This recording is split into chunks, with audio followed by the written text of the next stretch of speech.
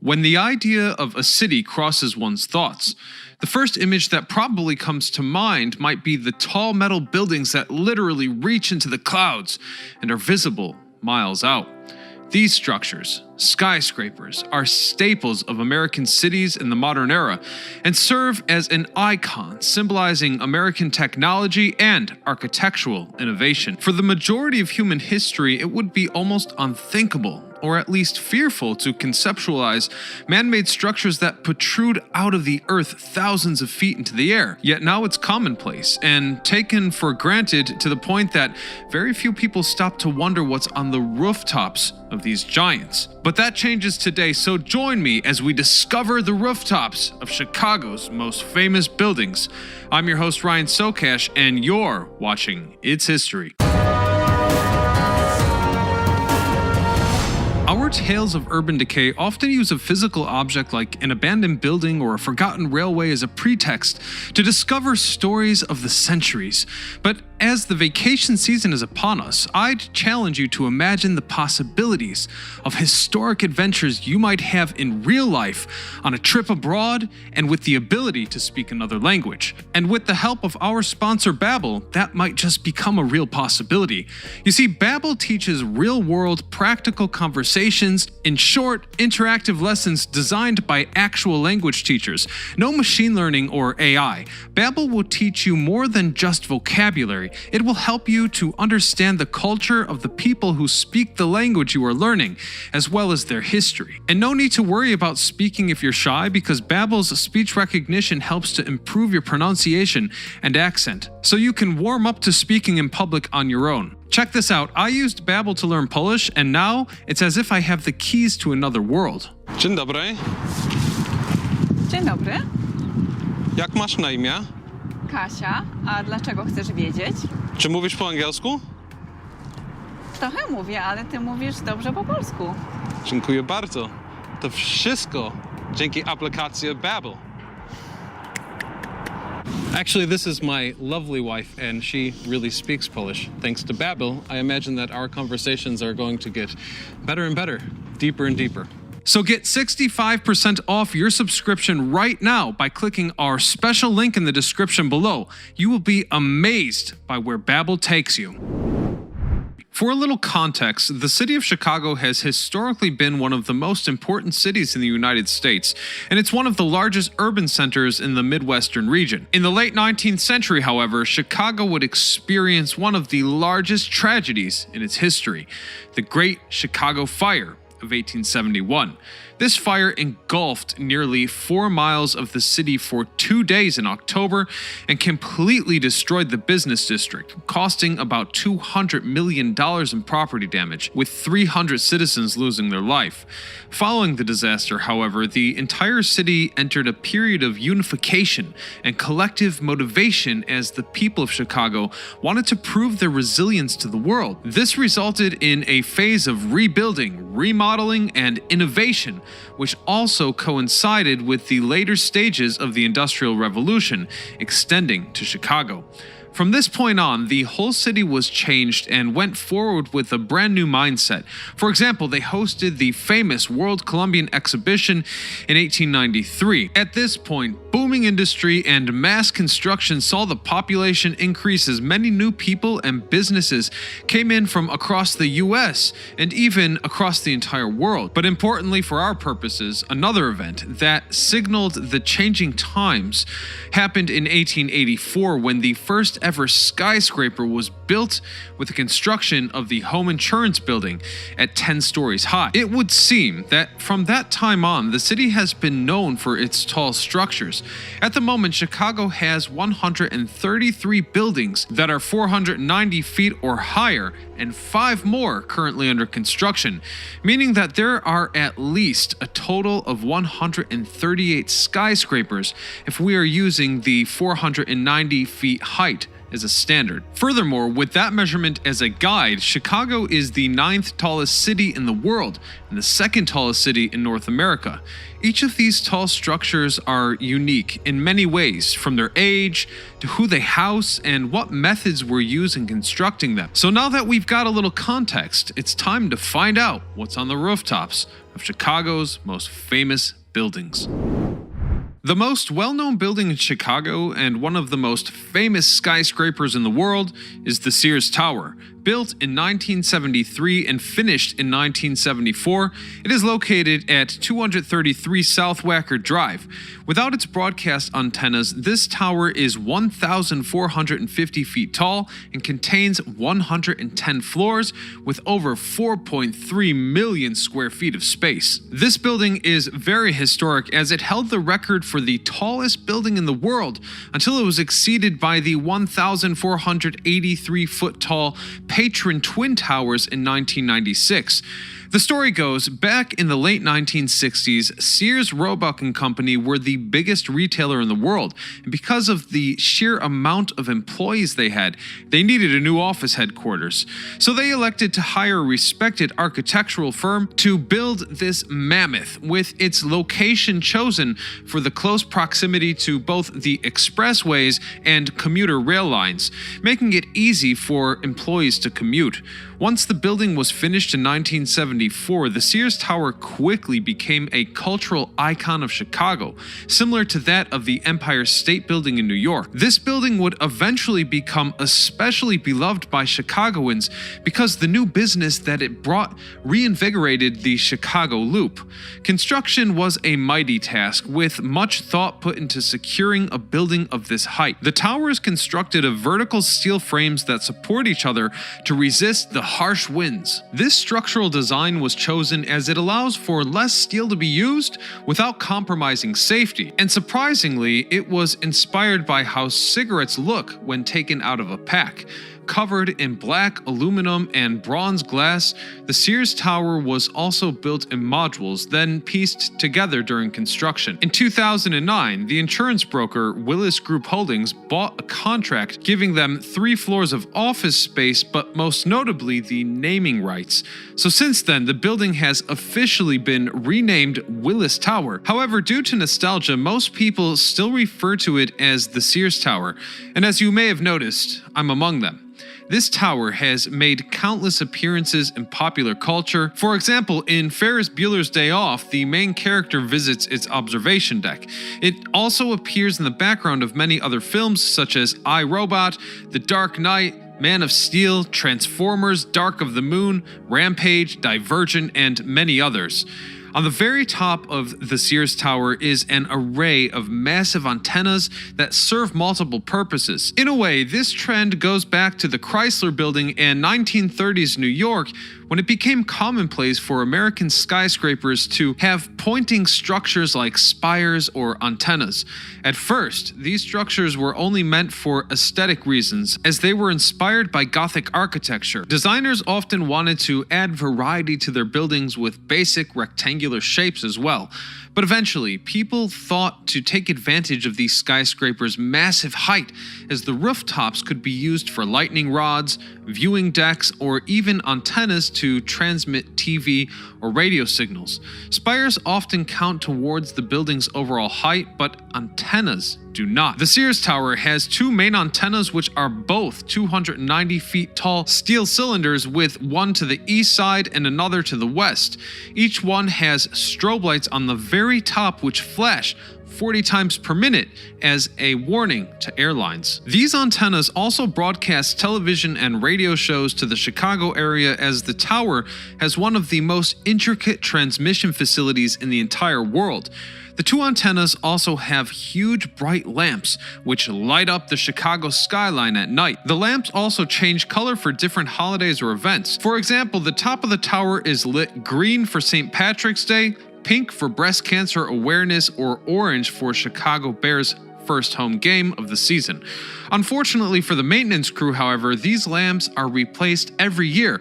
And in order to do that, a climber has to scale the side of each antenna. Besides the system of antennas and the technical decks that support them, the tower has an observation deck, though technically it is not on the top floor of the building, as it resides on the 103rd floor.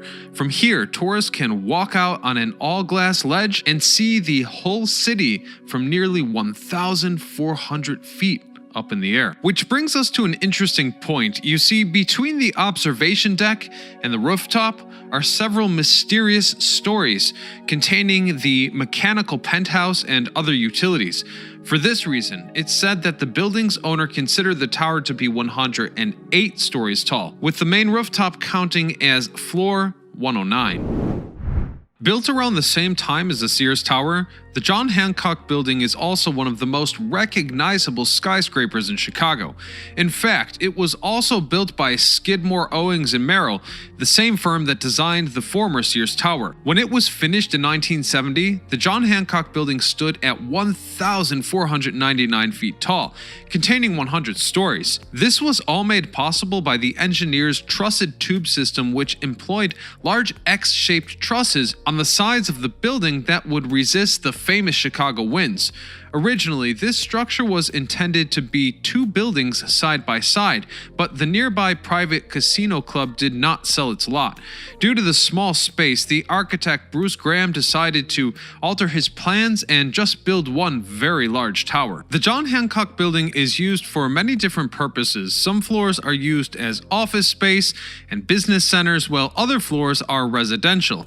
The building itself was named after one of the first tenants, the John Hancock Mutual Life Insurance Company, but after they lost the naming rights in 2018, it is now officially called 875 North Michigan Avenue. But just like the former Sears Tower, the citizens of Chicago still regularly call it the John Hancock Building or the John Hancock Center. This building was also featured in many movies, but unfortunately, its grandest claim to pop culture fame is probably the fact that it is the building that the actor Chris Farley tragically died in after a drug overdose in 1997. So what's on the rooftop? Well, only a few floors from the very top, the John Hancock Center has observation decks at the 94th, 95th, and 96th floors, all featuring lounges, prestigious restaurants, and bars, the most famous of which is the 360 observation deck on the 94th floor.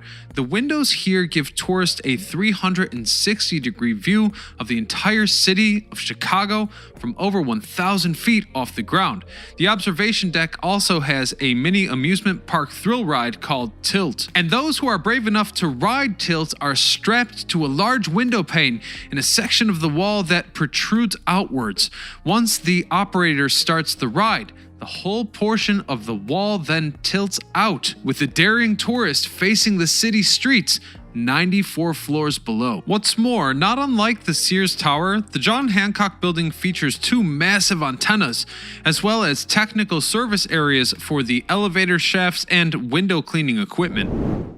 Located on 20 North Wacker Drive, the Civic Opera Building is a complex containing a 45-story tower in the center, accompanied by two 22-story wings on either side. This building is most famous for holding the Civic Opera House, one of the biggest opera halls in the world. The idea for the Civic Opera Building came from Samuel Insull, who was a populist billionaire from the early 20th century. Insull had a vision for a new opera house in Chicago that could easily carry sound with perfection, have comfortable seating for patrons, as well as a great visibility of the stage and just graceful decor in general. Insull then hired the famous Graham, Anderson, Probst, and White architectural firm, who made his vision into a reality, and the Civic Opera Building officially opened in November of 1929.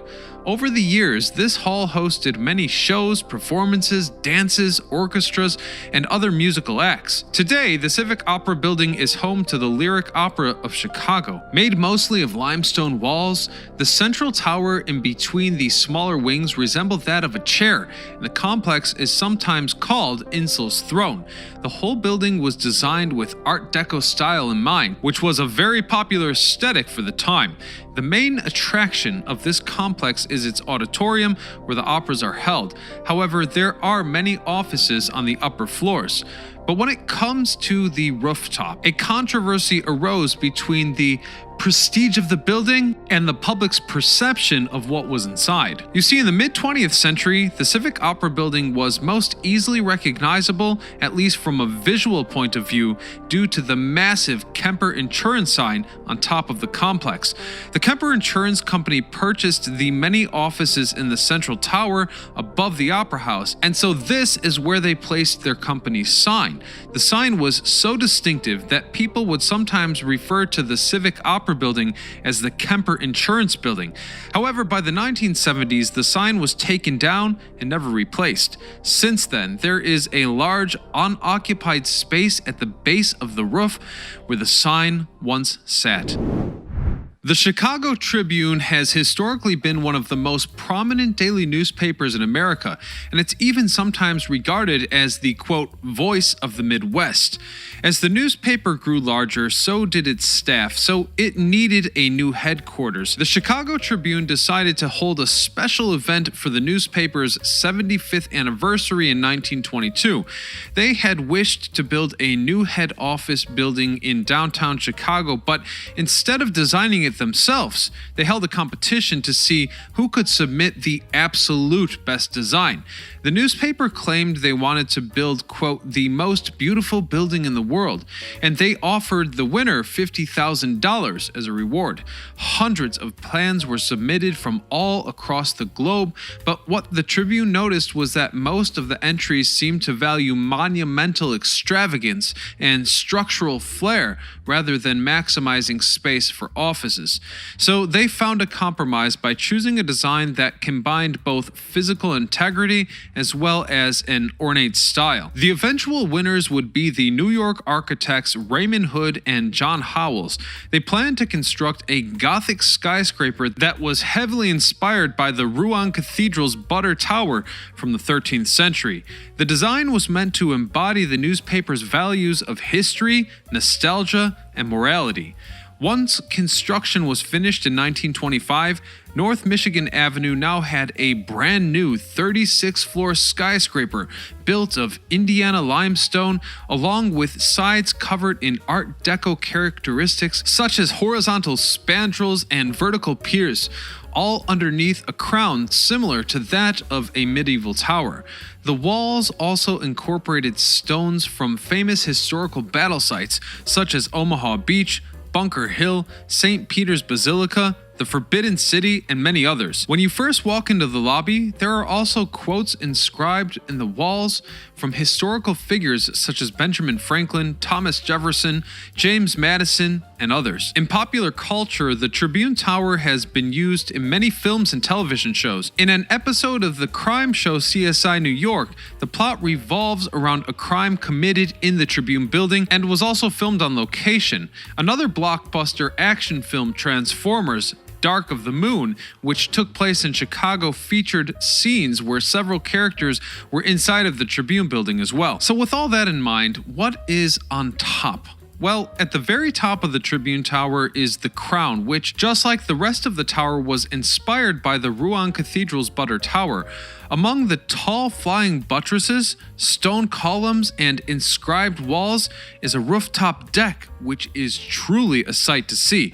This observation deck, which is open only to the residents who live in condos on the upper floors, is such a beautiful sight that many weddings are held here, resulting in some of the most immaculate wedding photos you will ever see. You may also recall from our video about the secret tunnels of Chicago that the basement of this building was most probably connected to the underground train network, which makes me think that perhaps we should do a video about what's in the basement of the most famous buildings of Chicago. And if you'd like to see that video, hit the subscribe button. I'll make a deal. If we get 1,000 new subscribers from this video, I will definitely make that follow-up.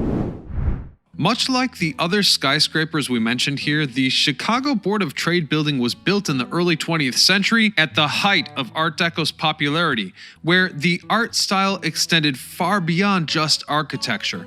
However, no building in Chicago possibly embodies this movement more than the Chicago Board of Trade building, which was designed by John A. Halliburd and John Wellborn Root Jr., two of the most famous architects of the time.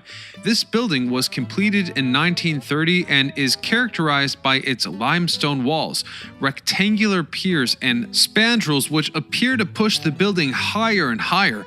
Similar to the Civic Opera building, the shape of the Chicago Board of Trade building's layout resembles that of a throne. Standing at 604 feet in the air, this 44-story tower looms over the Chicago Loop. As the name suggests, the organization housed here is the Chicago Board of Trade, which handles transaction and trade of raw materials in the area. The Chicago Board of Trade building is also seen in many forms of media.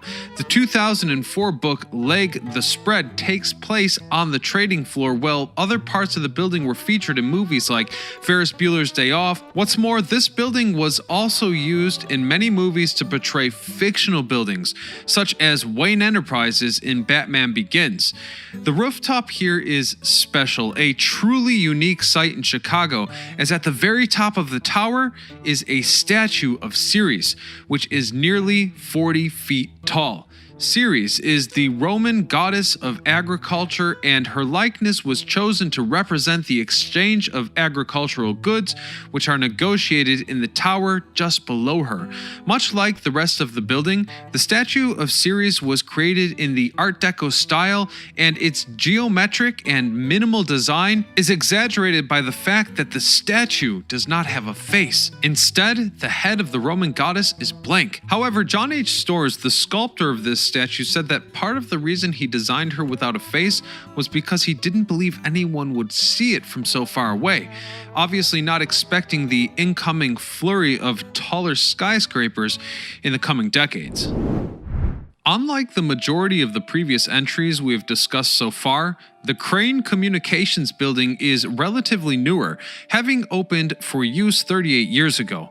When looking at the Chicago skyline, the Crane Communications building is definitely one that will catch your eye due to its unique nature and unorthodox shape. Sheldon Schliemann of A. Epstein & Sons designed the building while the New York firm Collins Tuttle & Company were commissioned to build it.